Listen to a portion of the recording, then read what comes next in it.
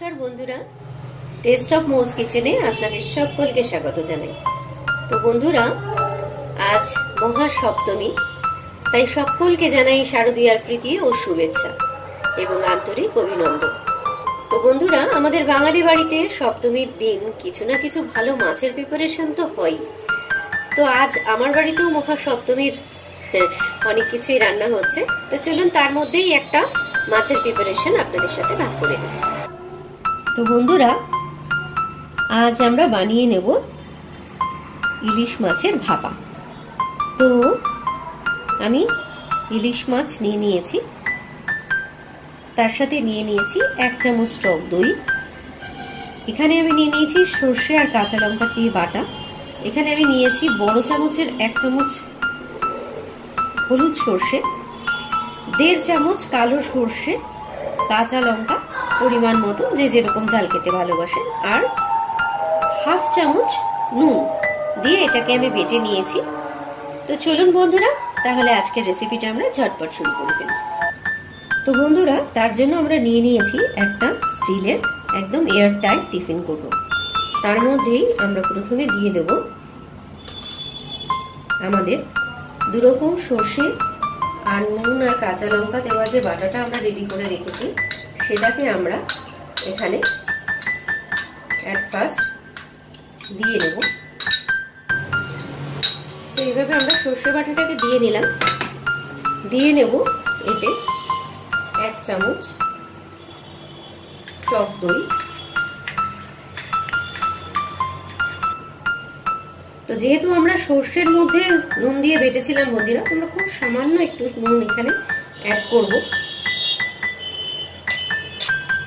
দিয়ে নেব 1/2 pinch of turmeric বা 1 চিমটে হলুদ।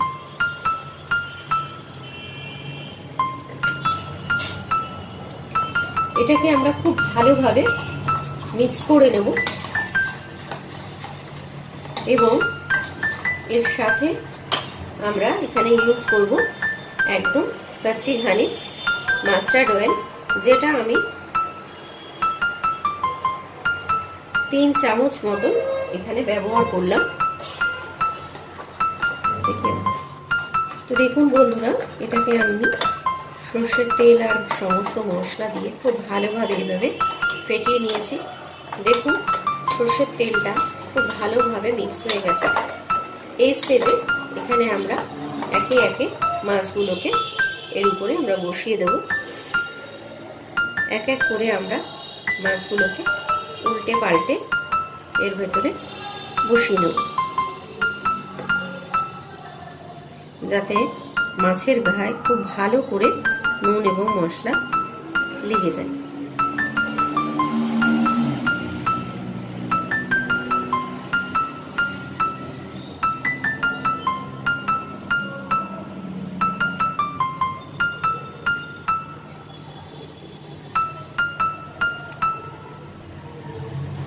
এইভাবে আমরা মাছগুলোকে মশলায় কোটেড করে এখানে রেখে দিয়েছি।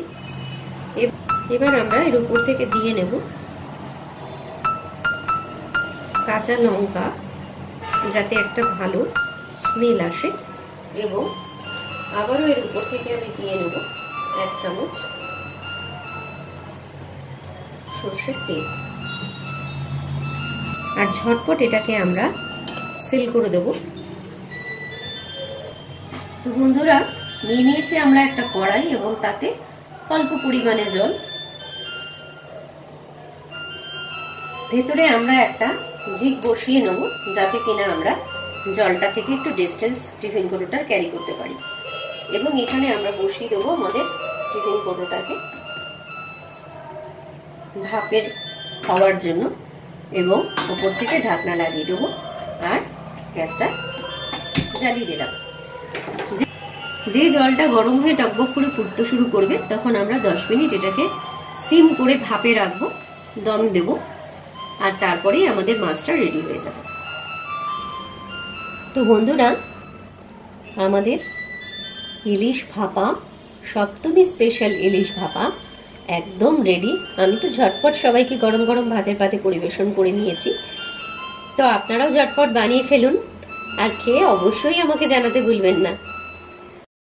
আমার আজকের রান্নাটি আপনাদের যদি ভালো লেগে থাকে তাহলে আমার চ্যানেলটিকে সবাই সাবস্ক্রাইব করবেন, লাইক ও শেয়ার করবেন। আর আমার রান্নাটি আপনাদের কেমন লাগলো প্লিজ কমেন্ট করে জানাবেন, যাতে আমি আপনাদেরকে ধন্যবাদ জানাতে পারি। তাহলে আজ আসি বন্ধুরা, আবার দেখা হবে পরের ভিডিওটিতে।